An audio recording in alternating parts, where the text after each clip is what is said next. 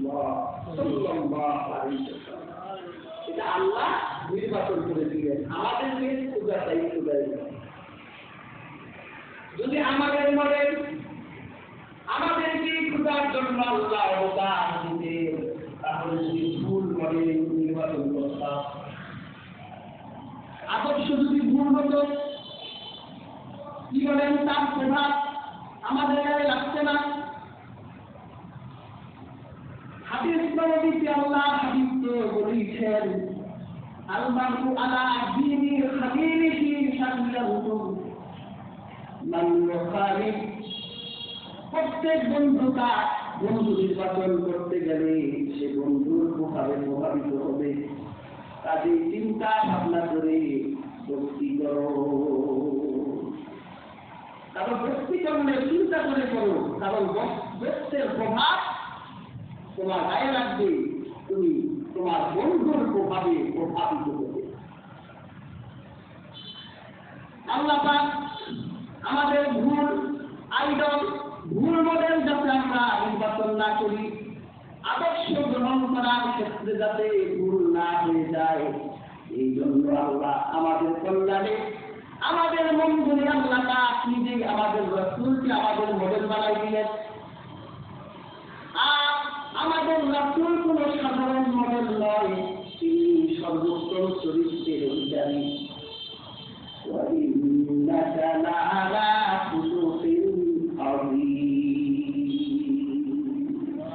নিশ্চয় তোমাদের রাসূল হলো মহান চরিত্রের অধিকারী।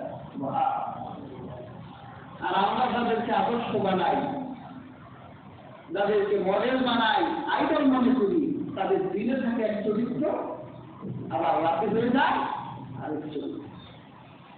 আর রাসূল হলো এমন মডেল, দিনে যেমন রাতে যেমন, সূর্যের আলোকে যেমন, চাঁদের আলোকে যেমন। সুবহানাল্লাহ।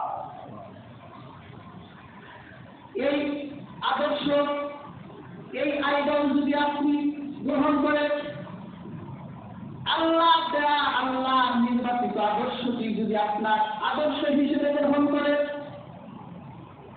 আল্লাহ আপনার জীবনের গুণাগুলো মাফ করে দিবেন।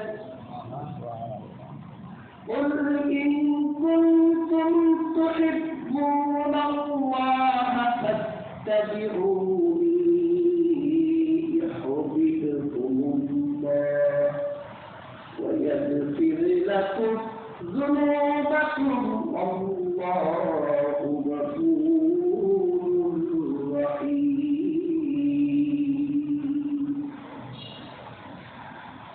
আল্লাহকে যে পাইতে চায়, হযরতকে ভালোবেসে। আল্লাহকে যে পাইতে চায়, হযরতকে ভালোবেসে। আরশ কুরসি লৌহ কলম না চাহিতে পেয়েছে সে, হযরতকে ভালোবেসে। যদি আপনি হযরতকে ভালোবাসেন, তার আনুগত্য করেন, তাহলে আরশ কুরসি লৌহ কলম সব আপনার, আল্লাহ আপনার জীবনের গুনাহকে মাফ করে দিবেন। সুবহানাল্লাহ। হাজিরিন, আল্লাহ রাব্বুল আলামিন রাসূলকে আমাদের আদর্শ করলেন। ফি রাসূলিল্লাহি উসওয়াতুন হাসানাহ বললেন, যে রাসূলুল্লাহর ভিতরে আদর্শ আছে। কাজে হাজিরিন, আল্লাহ হাবিব আমাদের আদর্শ জীবনের সব ক্ষেত্রে, আমাদের জীবনের জিন্দেগির শুরু থেকে মৃত্যুর আগ পর্যন্ত আমাদের যত মতবাদ আছে, যত নীতি আসবে, কায়দা কানুন আসবে, সব ক্ষেত্রে আল্লাহ রাসূল আমাদের আদর্শ। কারণ আল্লাহ রাসূলের ভিতরেই আল্লাহ পাক আদর্শ রেখে দিয়েছে। এই আয়াতের ব্যাখ্যায় জালালাইন শরীফের দুইটি ব্যাখ্যা করা হয়েছে। একটি হলো খাদ্যের খাত। সেটা হলো আজকে আলোচিত হাজারের প্রশ্ন আয়াতটি একটা ঘটনাকে কেন্দ্র করে নাজিল করা হয়েছে। সেটা হলো আহজাব যুদ্ধের ঘটনা। এর হাজির 636 খ্রিস্টাব্দে আল্লাহ হাবিব প্রায় মদিনা শহরকে সাজিয়ে ফেলেছেন, ইমান দিয়ে সুখ শান্তি দিয়ে সাজিয়ে ফেলেছেন। আল্লাহ হাবিবের এই শান্তি তাকে ভালো লাগে না। কুরাইশরা বদরে পরাজিত হয়েছে, কুরাইশরা অনেক যুদ্ধে পরাজিত হয়েছে। আল্লাহ হাবিবের উপর তারা চিত্ত। আর ইহুদিরা আল্লাহ হাবিবের সাথে আগে থেকেই বিদ্বেষ রাখত। সবগুলো ইহুদিরা একসাথে মিলে ওদের যতগুলো গোত্র ছিল সবগুলো একত্রিত হয়েছে। তারা আহজাবের যুদ্ধের জন্য প্রায় 10,000 সৈনিক তৈরি করেছে। 10,000 সৈনিক। রাসূলুল্লাহ যুদ্ধের 1 সপ্তাহ আগে জানতে পারলেন যে কুরাইশরা এবং ইহুদিরা তার গোত্ররা সব একত্রিত হয়েছে। এই জন্য এই যুদ্ধকে আহজাব বলা হয়, যে ওরা সব একত্রিত হয়েছে। 10,000 যোদ্ধা তৈরি হবে। আল্লাহ হাবিব হাতে 1 সপ্তাহ টাইম মদিনা মুনাওয়ারার মসজিদে আল্লাহ হাবিব সাহাবীদেরকে নিয়ে মিটিংয়ে বসলেন। তখন আল্লাহ হাবিব সর্বে সাফল্যে প্রায় 2,500 যোদ্ধা রাসূলুল্লাহ সংগ্রহ করতে পারবেন। কোথায় 2,500 আর কোথায় 10,000? আমার প্রিয় রাসূল সিদ্ধান্তে বসলেন কিভাবে বিজয় করা যায়। পারস্যের এক সাহাবী ছিলেন হযরত সালমান ফারসি রাদিয়াল্লাহু তাআলা আনহু। তিনি আল্লাহ রাসূলকে একটা ফর্মুলা দিলেন যে আল্লাহ রাসূল আমরা কি এই ফর্মুলাটা গ্রহণ করতে পারি?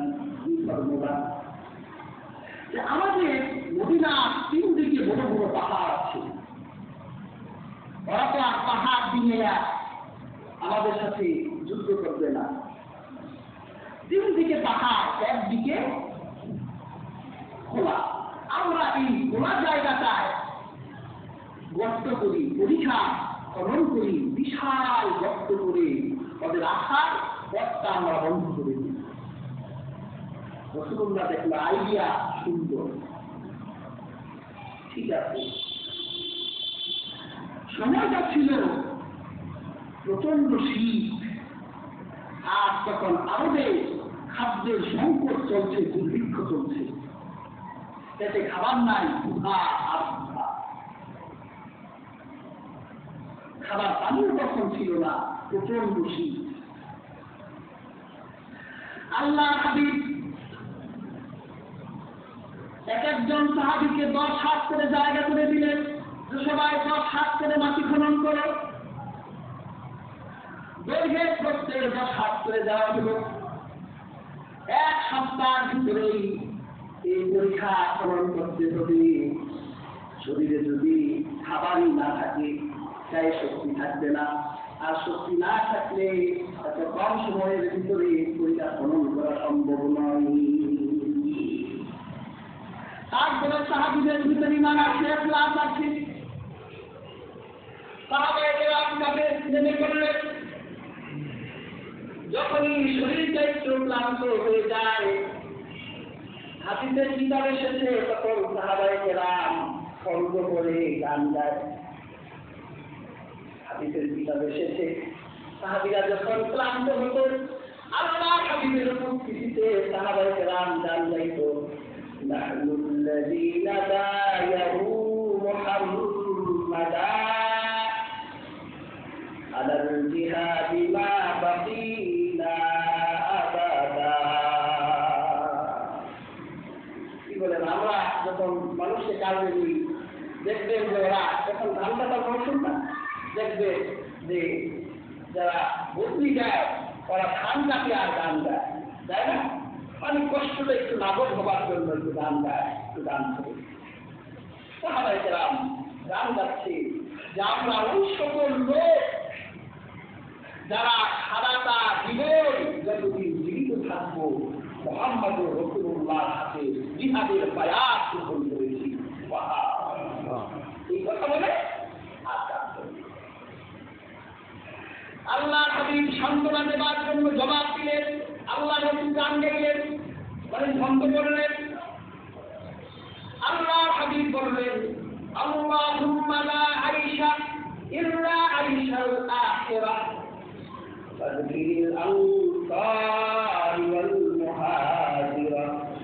আল্লাহ হাবিব বললেন, হে আল্লাহ, আখিরাতের সুখের কাছে দুনিয়ার সুখ শান্ত কিচ্ছু না। কাজে আমার আনসার মুহাজিরদের কষ্টগুলো দূর করে তাদের জীবনের গুনাহগুলো মাফ করে দেয়। সুবহানাল্লাহ। আমার রাসূল এটা গাইলেন, ক্ষুধার্ত সাহাবীরা ক্ষুধা নিয়ে কাজ করে গান গায়। হাবিবের বর্ণনা এসেছে, আল্লাহ হাবিবের একজন সাহাবী ছিলেন হযরত জাবের। আল্লাহ রাসূলের কাছে ক্ষুধার যন্ত্রণা নিয়ে এসেছেন। ইয়া রাসূলুল্লাহ, ইয়া হাবিবাল্লাহ, আমাকে একটু অনুমতি দেন, বাড়ি গিয়ে দেখি কোনো খাবার আছে নাকি, একটু খাবারের ব্যবস্থা আমার দরকার। আল্লাহ হাবিব বলল, খুব ক্ষুধা লেগেছে তোমার। আল্লাহ হাবিবকে নিজের ক্ষুধা দেখাবার জন্য নিজের পেট থেকে কাপড়টা সরাইল। আল্লাহ হাবিব দেখলেন হযরত জাবেরের বুকের ভিতরে একটা পাথর বাঁধা। পাথরের ঠান্ডা খেতে লাগলে ক্ষুধা একটু অবসর হবে, এই জন্য একটা পাথর হযরত জাবের তার পেটে গেছে। আল্লাহ হাবিব কি দিয়ে সান্ত্বনা দিবেন? মুহূর্তের ভিতরে আল্লাহ হাবিব নিজের চাদর মোবারকটা পেট থেকে সরালেন আর তাদেরকে দেখালেন, যাবের দেখো তোমার রাসূল ক্ষুধার কারণে দুইটা পাথর তার পেটে বেঁধেছে। কি দিয়ে সান্ত্বনা দিলেন এই ক্ষুধার্ত মানুষগুলোকে? ঘটনা সবাই জানেন, সময় কম বলবো না। যাবের বাড়ি গেলেন, ছোট্ট একটা খাবার জবাই করে হালকা টিকা আটা আল্লাহ রাসূল ২৫০০ সাহাবীকে, যেটা রাসূলুল্লাহর মুজিজা ছিল, সেই ব্যক্তিকে রাসূলুল্লাহ ছোট্ট একটা খাবার ৫-৭ কেজি গোশত ২৫০০ সাহাবীকে রাসূলুল্লাহ সেই খন্দকের ময়দানে খাই দিয়েছে। থাকলে এরকম কেন হাজির কাছের রাতে এলো, তিন দিকে পাহাড়, একদিকে বিশাল পরিখার, কিভাবে পার হবে? খন্দকের প্রাণ করে এই যুদ্ধকে এই জন্য খন্দক বলা হয়, খন্দক করা হয়েছে। ৫ সপ্তাহ পর্যন্ত তারা এই পান থেকে সাহাবীকে ছুঁড়েছে, আবার সাহাবায়ে কেরাম ওই পাশ থেকে ওদের ছুঁড়েছে। ৫ সপ্তাহ পর্যন্ত আল্লাহ সাহাবীদের মনোবল পরীক্ষা করলেন, শীতের ভিতরে ক্ষুধা নিয়ে তারা কিভাবে রাসূলুল্লাহকে সঙ্গ দেয় আল্লাহ দেখতে চাইলেন। ৫ সপ্তাহ পর আল্লাহ মুক্ত নামল। আল্লাহ রাতের বেলা এমন শৈত্য প্রবাহ দিয়ে ওদের খাবার সব নষ্ট হয়ে গেল। রাতের ভিতর ১০,০০০ কাফের যোদ্ধারা, খায়বারের ১০,০০০ যোদ্ধারা খন্দকের প্রান্ত থেকে সব পালাই গেল। আল্লাহ পাক আজকে আলোচিত আছে হাত ব্যাখ্যা করা বাইরে জমিনে আল্লাহ বুঝাতে চাইলেন আমার হাবিব দ্বীন প্রতিষ্ঠার জন্য জিহাদের ময়দানে যে আদর্শ গ্রহণ করেছে, তোমরা সেই আদর্শ গ্রহণ করো। সুবহানাল্লাহ। আর যদি আম ব্যাখ্যা নেন তাহলে আম ব্যাখ্যা হবে আপনার ব্যক্তিগত জীবন থেকে পারিবারিক, সামাজিক যত জীবন আছে আন্তর্জাতিক জীবন পর্যন্ত জীবনের সকল ক্ষেত্রেই মুহাম্মদুর রাসূলুল্লাহ সাল্লাল্লাহু আলাইহি ওয়াসাল্লাম আপনার আদর্শ। জীবনের সকল ক্ষেত্রে, ব্যক্তি জীবন থেকে সকল জীবনে আন্তর্জাতিক জীবন পর্যন্ত হাজির এখানে কিন্তু আমরা ভুল করেছি। আমরা রাসূলুল্লাহকে আদর্শ মানি ধর্মীয় আনুষ্ঠানিকতা পর্যন্ত। আর বাকিগুলো যা করি এটাকে আমরা রাজনীতি পাচ্ছি জাগতিক কাজ করব। এই জন্য দেখবে হুজুররা যখন নসিহত করে জীবনের সকল ক্ষেত্রে ইসলাম মানতে হবে, মুহাম্মদ সাল্লাল্লাহু আলাইহি ওয়াসাল্লামকে আদর্শ মানতে হবে, তখন বলে যে হুজুর কোন থেকে আইছে জাগতিক কাজ, এখানে হুজুরদের দরকার। একটা হুজুর যদি ব্যবসা করে হুজুররা ধ্বংস হয়ে গেল, টাকা লোক যাচ্ছে, হুজুরের ব্যবসা করার দরকার কি? হুজুররা দুনিয়া শিখতেছে, আখিরাত নিয়ে বসে থাকছে। আর যদি কোনো হুজুর রাজনীতি করে, তো হুজুররা রাজনীতি করার দরকার কি? জাগতিক কাজে আসার দরকার কি? হুজুররা ধর্মকর্ম নিয়ে থাকছে। আরে বোকা, মুহাম্মদ সাল্লাল্লাহু আলাইহি ওয়াসাল্লামের আদর্শ তো পরিপূর্ণ আদর্শ। জীবনের সব ক্ষেত্রে মুহাম্মদ রাসূলুল্লাহর আদর্শ বর্তমান প্রয়োজন। কিন্তু হাদিস এখানে ভুল করছি, আদর্শ ধর্মের আনুষ্ঠানিকতায় রেখে দিয়েছি। আর যে কাজগুলোকে আমরা জাগতিক কাজ বলি, ওই কাজে বুঝতে রাখতে দেই না। আর আমরা নিজেরা ওই কাজে মুহাম্মদ রাসূলুল্লাহ আদর্শ গ্রহণ করি না। আপনি যাদেরকে মডেল মানে তাদের দিনের চরিত্র এক, রাতে এখন বলতে পারেন যে তাহলে আজকালকে কি আমরা আইডল মানতে পারি না? পারে। যিনি মুহাম্মদ রাসূলুল্লাহকে আইডল মানে তার ব্যক্তিত্ব যদি ফুটে উঠে আপনি তাকে মানতে পারেন। কিন্তু আপনি যাদেরকে আইডল মানে, যাদের মতাদর্শ চর্চা করছে, তারা আজ মানবিক বিপর্যয়ের দুর্ভিক্ষ সমাজে, রাষ্ট্রে, পৃথিবীতে প্রতিষ্ঠা করছে। তাদের মতবাদ আর তাদের আদর্শ আপনি চর্চা করছে, আর আপনার রাসূলের আদর্শ তারা গ্রহণ করে পৃথিবীর প্রত্যেক সেক্টরে সফলতা স্বর্ণ শিখর পর্যন্ত তারা পৌঁছে গেছে। এক দাড়িওয়ালা মুসলমানকে দেখলে বোঝা যায় না। একটা মুসলমান রাস্তায় হাঁটলে তাকে চেনা যায় না যে সে মুসলমান লাগছে। তার সাংস্কৃতিক জীবনে, তার বৈবাহিক জীবনে একটা বাড়িতে বিয়ে হলে দূর থেকে দেখলে বোঝা যায় না যে এই বাড়িটা মুসলমানের বাড়ির বিয়ে নাকি হিন্দু বাড়ির বিয়ে। তার আদর্শ নিয়ে আজ করে আছি, উন্নতবাদের পিছনে ঘুরছি। আল্লাহ নিজে নির্ভুল আদর্শ আমাদের সামনে দিলে, একজন আইডল দিলে, একজন মডেল দিলে, অথচ আপনি তার আদর্শ গ্রহণ করলেন না। আর তারা আপনার আদর্শ গ্রহণ করে সফলতা স্বর্ণ শিখর পর্যন্ত পৌঁছে গেছে।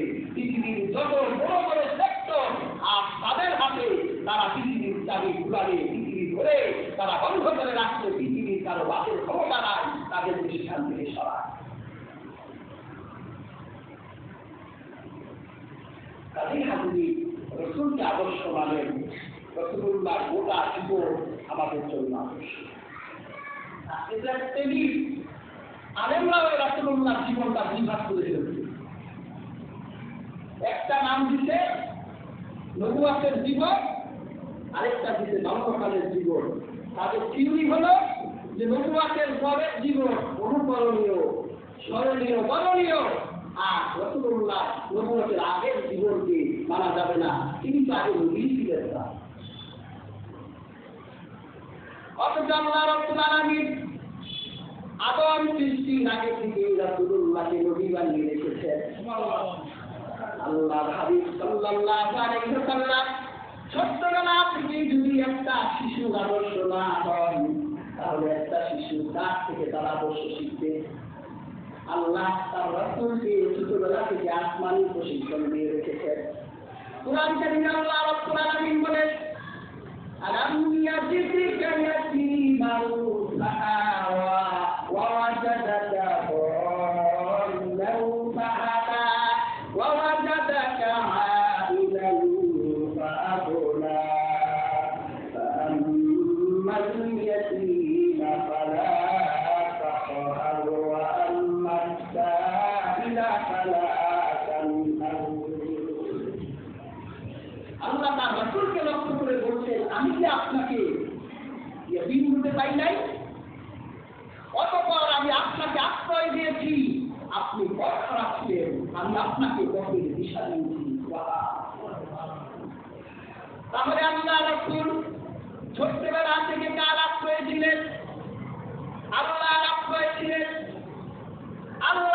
হাবিবের দিক নির্দেশনা দিয়েছে।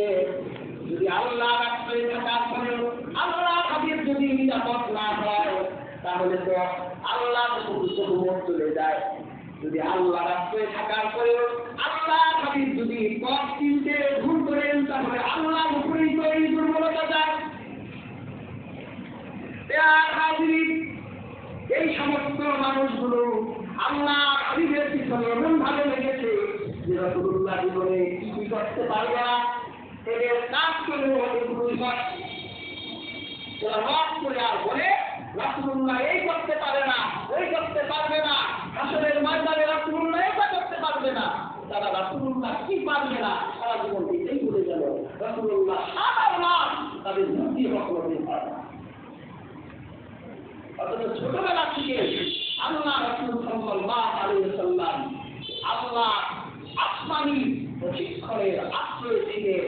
এই জন্য রাসূলুল্লাহ সাল্লাল্লাহু আলাইহি ওয়াসাল্লাম একজন শিশু থেকে শুরু করে একজন বৃদ্ধ মানুষ পর্যন্ত, রাস্তা পাগল পর্যন্ত প্রত্যেকের আদর্শগুলো মুহাম্মদ রাসূলুল্লাহ সাল্লাল্লাহু আলাইহি ওয়াসাল্লাম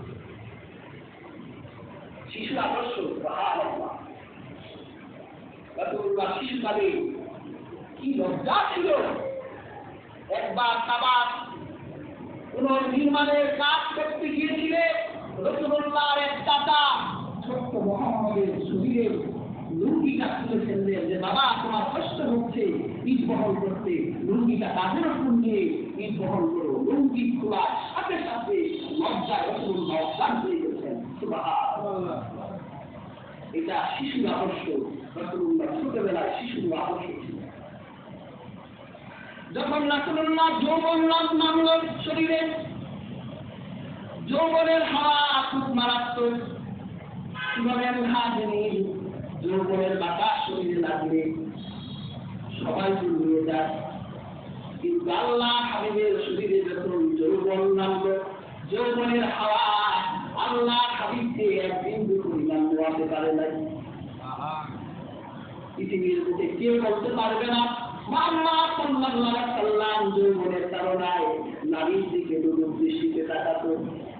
আল্লাহ হাবিবের স্ত্রী মা খাদিজা, তার ইতিহাস আপনি বলেন, খাদিজা আল্লাহ হাবিবকে যে বিয়ে করেছেন, খাদিজা সম্বন্ধ একটা আসতেই ছিল। খাদিজা সেই যুগের সবচেয়ে সম্ভ্রান্ত নারী ছিলেন, ব্যবসা করতেন। তিনি ইচ্ছে করলে যে কোনো শিল্পপতি বিয়ে করতে পারতেন, কিন্তু আল্লাহ হাবিবকে কেন বিয়ে করলেন? রাসূলুল্লাহকে কেন বিয়ে করলেন? বান্ধবী নাফিসাকে একদিন ডেকে বলল যে মুহাম্মদ রাসূলুল্লাহ যে চরিত্র, তার যে মহত্ব আমাকে অবাক করেছে।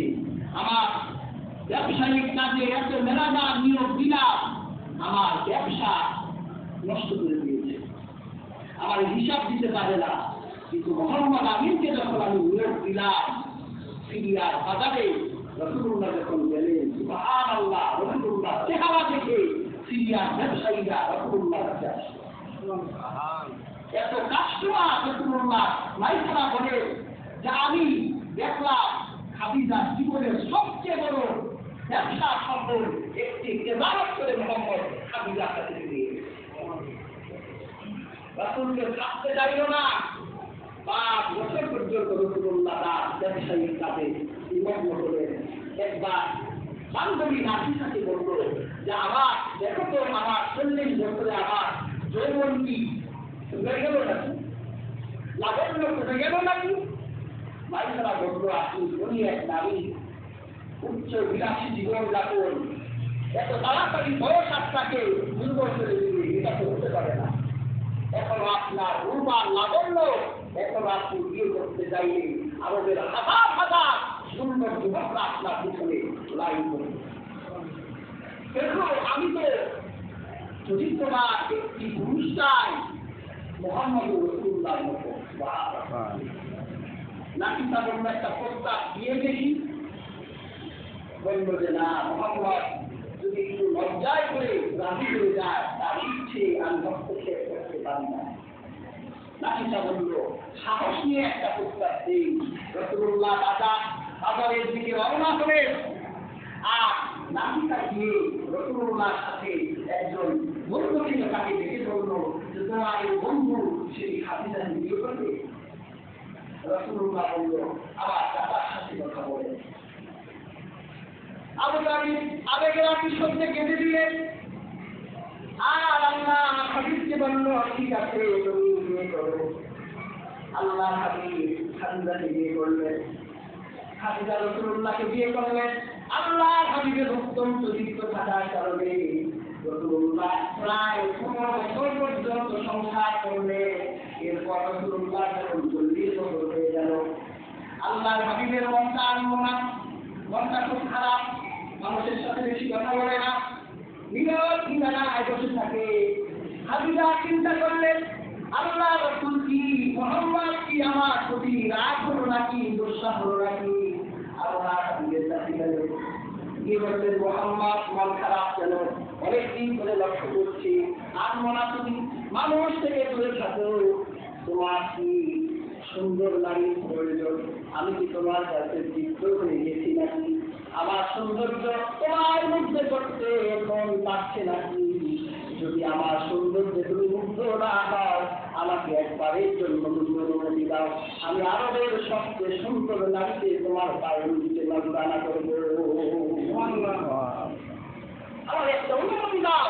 রাসূলুল্লাহ বলেছিলেন না, আমি আরবের জাহেলিয়াতের সমাজে অন্ধকার আচ্ছন্ন সমাজের মানুষের অবস্থা দেখে মনক্ষুণ্ণ, যদি অন্ধকার মানুষের মাঝে আলোর মশাল জ্বালায় দিতে পারতাম তাহলে আমার মন ক্ষান্ত হতো, আমি খুশি হতাম। সেই মুহূর্তে রাসূলুল্লাহ একজন নারী তার পায়ের সামনে না বাজাওয়া হবে, কখনো রাসূলুল্লাহ তার চরিত্র থেকে বিচ্যুত হন না। যৌবনের হাওয়া রাসূলুল্লাহকে নোয়াতে পারে নাই।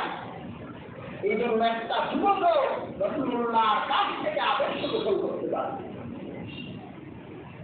একটা শিশু পারে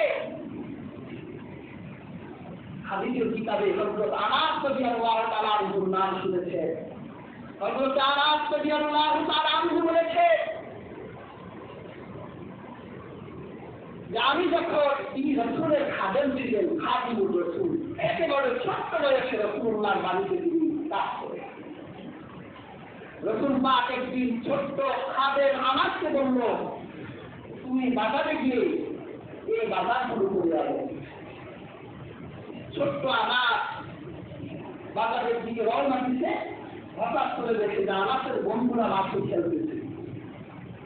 ছোট্ট মানুষ মন তো আর একদিকে থাকে না, চিন্তা করলো ছেলে তারপরে বাজার সবাই করে বাড়ি যাবে। এমন খেলায় আনাস মাত্র একেবারে সকাল পেরিয়ে বিকাশ হয়ে যাচ্ছে, রাসূলুল্লাহ বাসায় আনাসের অপেক্ষায় আনাস আসে না। আল্লাহর হাবিব আনাসকে খোঁজার জন্য বাজারের দিকে রওনা হলেন। রাসূলুল্লাহ যখন বাজারের দিকে রওনা হলেন, দেখলেন মাঠে শিশুরা খেলছে আর দর্শকেরা সেই খেলা দেখছে। রাসূলুল্লাহ মাঠের দিকে তাকায় দেখলেন হযরত আনাস সেই শিশুদের সাথে মাঠে খেলাধুলা করছে। আপনি দেখতে পাচ্ছেন করে তেল পাঠাইতে পাঠালাম, ডাল কিনতে পাঠালাম, আর তুই ডাল কিনা ছাড়া তুই মাঠে খেলতেছিস, লাঠি একটা নিয়ে জন্মের মতো দিতেন না? আর রাসূলুল্লাহ দাঁড়িয়ে দাঁড়িয়ে দর্শকদের কাতারে দাঁড়িয়ে দাঁড়িয়ে আমাদের খেলা দেখতেছে। হঠাৎ করে আমাদের চোখটা রাসূলুল্লাহ দিকে, আমার তো বিদ্যায় কেমনটা হায় বললাম সে সকালে পাঠিয়েছে বিকেল হয়ে গেল।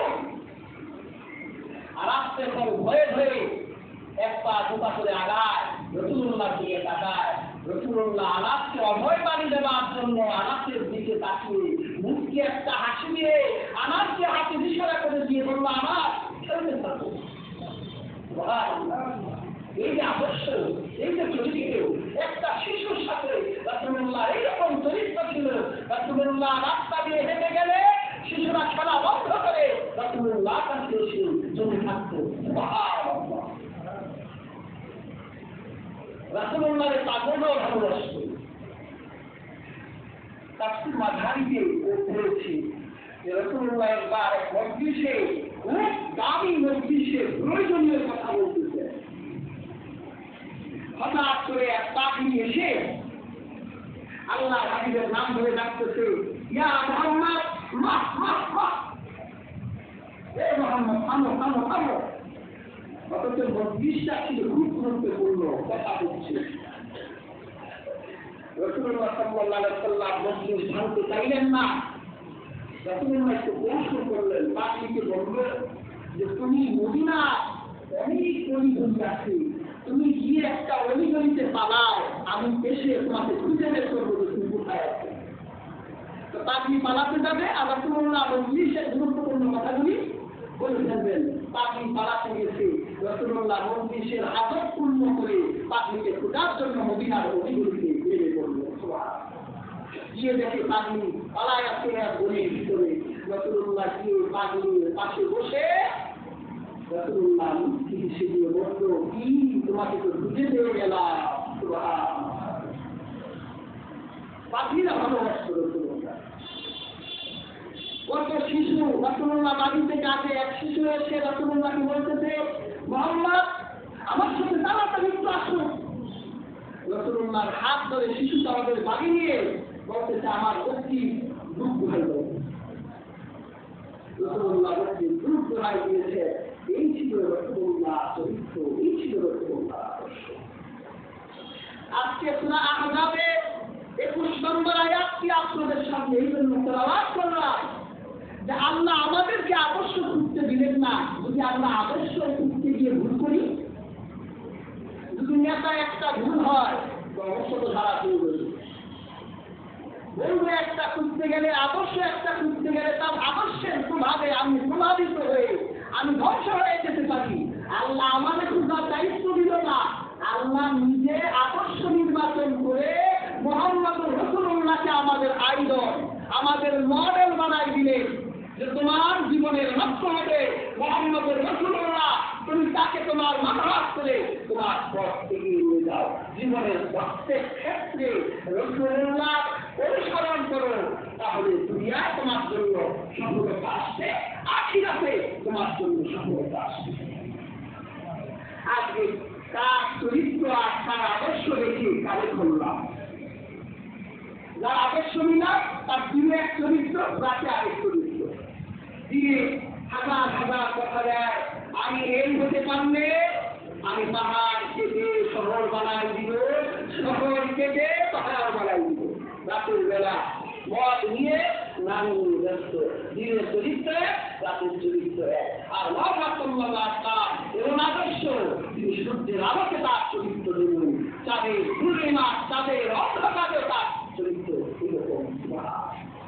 তাই আমরা আমাদের জীবনের আদর্শ হযরত মুহাম্মদ সাল্লাল্লাহু আলাইহি ওয়াসাল্লামকে করে আমাদের জীবনকে রাঙিয়ে দিই। আল্লাহ তাআলা আমাদের প্রত্যেককে সেই শক্তি সমর্থ করে দান করে